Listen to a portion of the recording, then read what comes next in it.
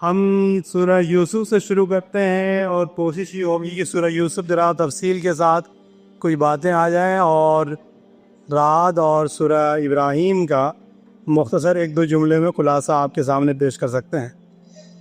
نہ وقت رک سکتا ہے نہ آپ رک سکتے ہیں۔ تو سورہ یوسف ایک بہت ہی دلچسپ سورہ ہے۔ کل ہم نے بتایا کہ اس میں اللہ کے رسول صلی اللہ علیہ وسلم کی دعوت سے جو مکہ میں حق اور باطل کے درمیان کشمکش ظاہر ہوئی تھی، اور اس میں جو کفار کی ہزیمت اور نبی صلی اللہ علیہ وسلم اور صحابہ کرام کو اس ماحول میں صبر کی، استقامت کی تلقین کو بہت ہی ایک اچھوتے انداز میں قرآن مجید کی تمام صورتوں میں سب سے بالکل الگ انداز میں صرف حضرت یوسف علیہ السلام کے واقعہ اور قصے کے حوالے سے یہ بات رکھی گئی ہے۔ تو اس میں اسی لیے اس کو احسن القصص کہا گیا ہے، یعنی بہترین قصہ قرار دیا ہے۔ قصے بھی ایک تو قصہ خود ہی دلچسپ ہوتا ہے، لیکن قصوں میں بھی کوئی احسن قصص ہو جائے، بہترین قصہ ہو جائے تو اس کی دلچسپی اور بڑھ جاتی ہے۔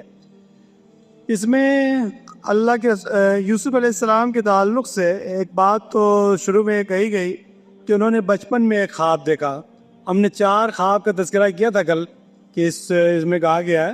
تو بچپن میں ایک خواب دیکھا تھا انہوں نے کہ انی رأیت 11 کوکبا والشمس والقمر رأیتہم لی ساجدین، کہ 11 ستارے انہوں نے اپنے ابا جان سے کہا کہ میں نے خواب دیکھا ہے آج رات کہ 11 ستارے ہیں جو سجدہ کر رہے ہیں، اور سورج اور چاند ہے جو سجدہ کر رہے ہیں، میرے سجدے کر رہے ہیں، میرے لیے سجدہ کر رہے ہیں۔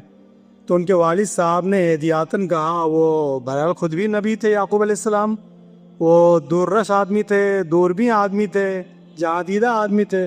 انہوں نے کہا کہ بیٹا اپنے بھائیوں کو یہ خواب مت بتانا، وہ ورنہ یہ تیرے در پہ ہو جائیں گے، تیرے دشمن بن جائیں گے۔ آپ جانتے ہیں کہ یوسف علیہ السلام کے 10 بھائی جو ہے سودیلے بھائی تھے، اور ایک بھائی اور تھا بنیامین جو یوسف علیہ السلام کے اپنے حقیقی بھائی تھے۔ اس طرح سے یوسف علیہ السلام کے علاوہ 11 بھائی ہوتے ہیں۔ اور بہرحال اس کے بعد یہ ہوا کہ یوسف علیہ السلام چونکہ بچپن سے کوئی بچہ ہوتا ہے نا، بہت ساری خوبیاں ان کے اندر ہوتی ہے، تو کوئی باپ جو ہے باپ کی محبت ان کی طرف زیادہ ہو جاتی ہے۔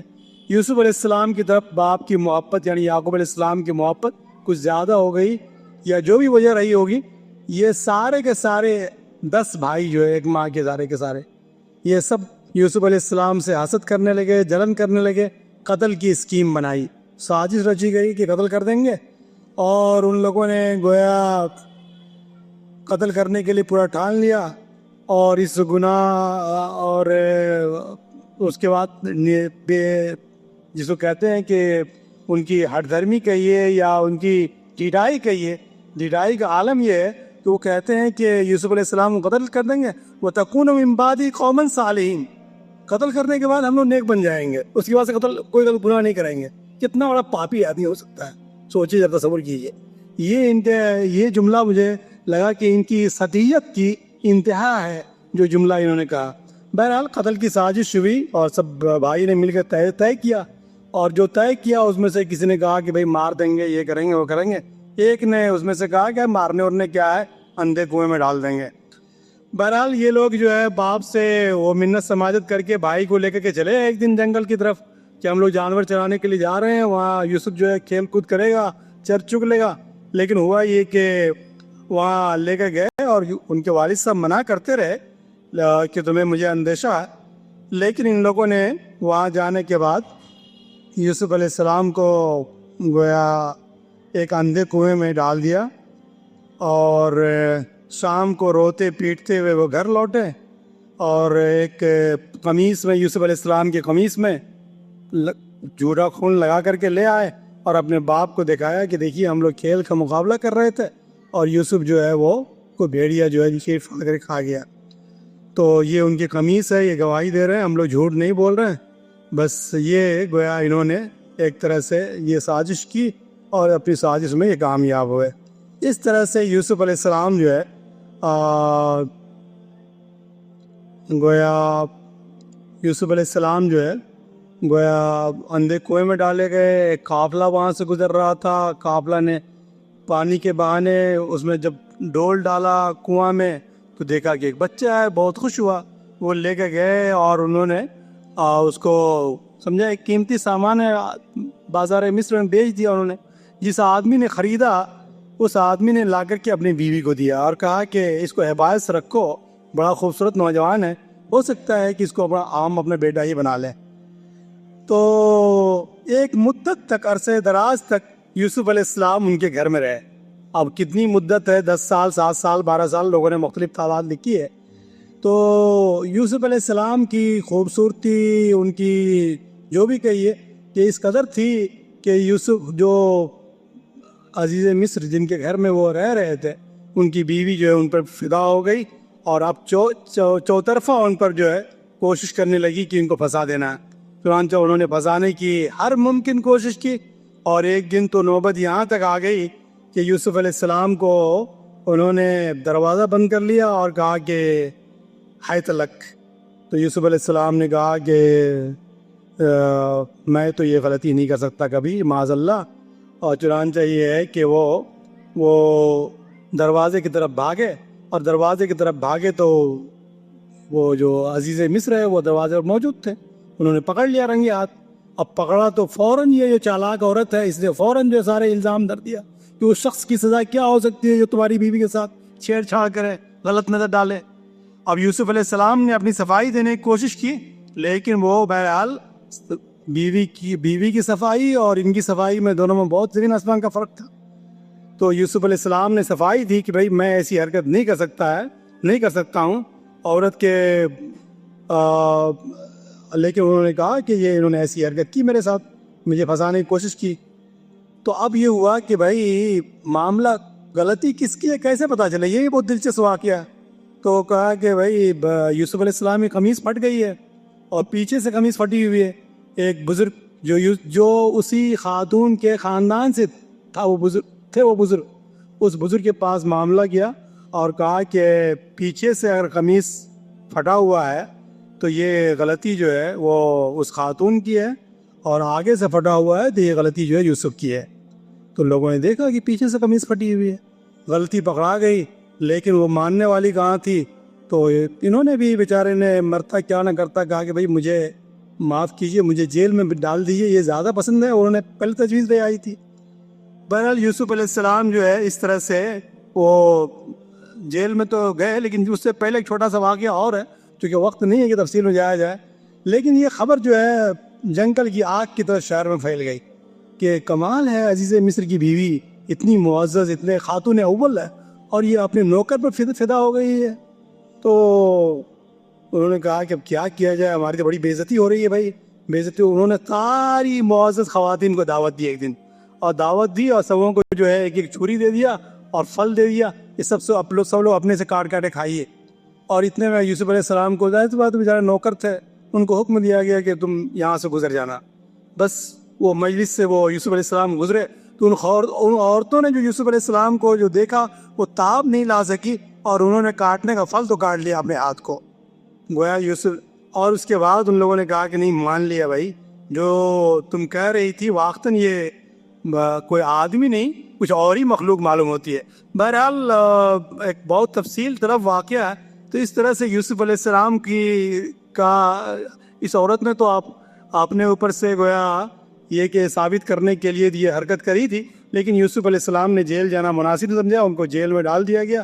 جیل میں ایک عرصے تک وہ رہے. وہاں اتفاق سے 2 قیدی اور تھے پہلے سے موجود.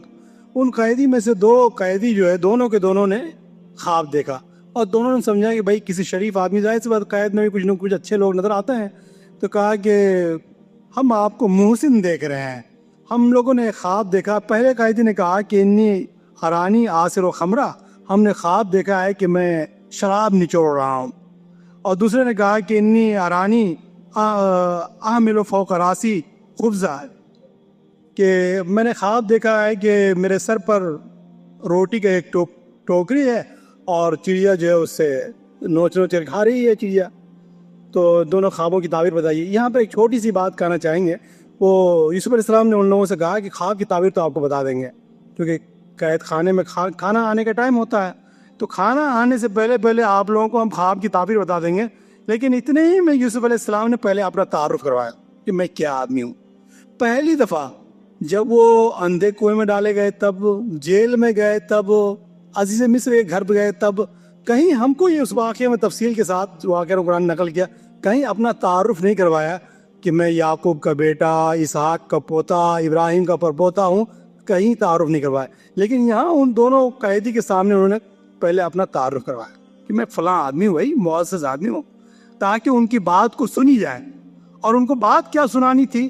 انہوں نے ایک چھوٹی سی دعوتی تقریر کی، کیا کہ ارباب متفرقون خیر ام اللہ الواحد القہار، کہ بتاؤ کہ بہت سارے دیوی دیوتا جو ہے وہ زیادہ بہتر رب ہو سکتا ہے، رب ہو سکتی ہیں، یا وہ اللہ واحد قہار؟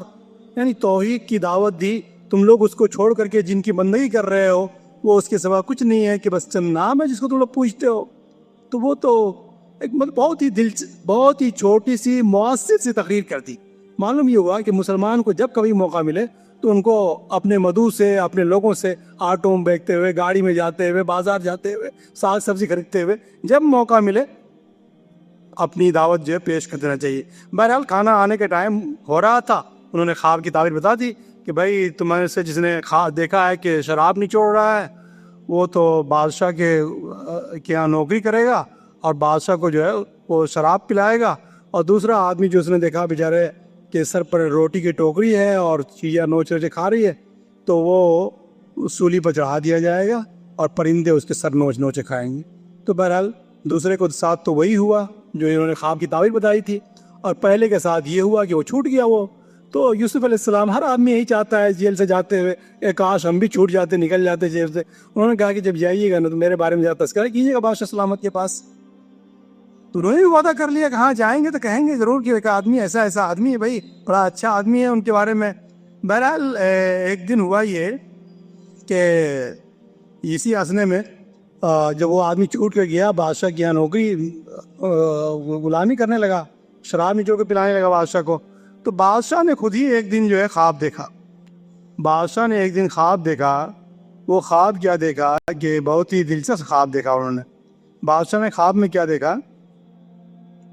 انہوں نے اپنے درباریوں سے کہا کہ میں نے خواب دیکھا ہے کہ 7 موٹی گائیں ہیں جن کو 7 دبلی گائیں کھا رہی ہیں، اور اناج کی 7 بالیں ہیں ہری ہیں اور دوسری 7 جو ہے سوکھی ہیں۔ اے اہل دربار، مجھے خواب کی تعبیر بتاؤ۔ لوگوں نے کہا ارے بادشاہ سلامت، ہم لوگ کہا یہ خواب پریشان ہے، ازغاث علام ہے، کائے کے لیے پریشان ہو رہے؟ پریشان ہونے کی بات نہیں ہے، لیکن بادشاہ تو بادشاہ ہے۔ خواب کے بارے میں ایک بات یاد رکھیے، بہت دلچسپ، بہت ساری باتیں ہیں خواب کے بارے میں۔ دلچسپ بات یہ ہے کہ بادشاہ کا خواب جھوٹا نہیں ہوتا ہے، اور فقیر کا خواب جھوٹا نہیں ہوتا ہے، یا ولی خواب جھوٹا نہیں ہوتا ہے۔ بالعموم اس طرح کے لوگوں کا خواب جھوٹا نہیں ہوتا، اور بہت سارے لوگ خواب دیکھتے ہیں ازغاث علام نہیں ہوتا۔ ان لوگوں میں سے میں بھی ہوں جو میں کثرت سے خواب دیکھا کرتا ہوں، آج بھی خواب دیکھا، کل بھی خواب دیکھا، کل نیتیش کمار کے ساتھ تھا خواب میں، تو میں کثرت سے خواب دیکھا کرتا ہوں اور اپنے خواب کی تعبیر کو ڈھونڈا کرتا رہتا ہوں۔ تو بہرحال یہ ابھی خواب کی موضوع بات نہیں کریں گے۔ تو ان دونوں نے تو وہ جو نوکر تھا ان کو یاد آ گیا کہ ہم نے جن سے خواب کی تعبیر پوچھا تھا، انہوں نے بتایا کہ ایسا ایک آدمی جیل میں ملا تھا۔ کہا کہ جاؤ پوچھ کر آؤ۔ تو وہ گیا اور انہوں نے خواب بتایا کہ میرے بادشاہ نے ایسے خواب دیکھا، تعبیر بتائیے۔ تو انہوں نے کہا، انہوں نے بلا تاخیر جو ہے تعبیر بتا دیا۔ تعبیر بتایا کہ بھائی جو ہے 7 سال سخت قحط پڑنے والے ہیں، اور تو اس میں جو ہے یہ کرنا ہوگا کہ تدبیر بھی بتا دی کہ کیا کرنا ہوگا۔ کہا کہ جو پیداوار ہو ضرورت بھر کھائیے، باقی کو بالی میں چھوڑ دیجیے تاکہ وہ بعد میں کام آ سکے۔ وہ آدمی آیا، پھولے نہیں سمایا، بادشاہ سلامت بتایا۔ بادشاہ بھی خوشی سے پھولے نہیں سمایا، کہا کہ بھائی اس سے اچھی بات کیا ہو سکتی ہے۔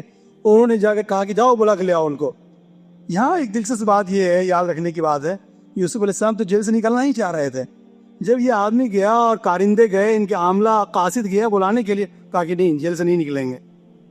یہ بڑا عجیب و غریب بات ہے، یہ ہر باغیرت باکردار لوگوں کے لیے بہت دلچسپ بات ہے۔ انہوں نے کہا نہیں، جیل سے نہیں نکلیں گے۔ جا کر پہلے بادشاہ سے پوچھو کہ ان عورتوں کیا حال ہے جنہوں نے میرے پہ الزام لگایا تھا۔ ہر آدمی، شریف آدمی پہ الزام لگتا ہے، پہلا کام ان کا یہ ہے کہ وہ الزام کو بالکل سماج میں جس تیزی کے ساتھ الزام کو پھیلایا گیا ہے، ایک آدمی تک پہنچ جائے گی یہ آدمی بری الذمہ ہے، اور ورنہ وہ آدمی کام ہی نہیں کر سکتا سماج میں۔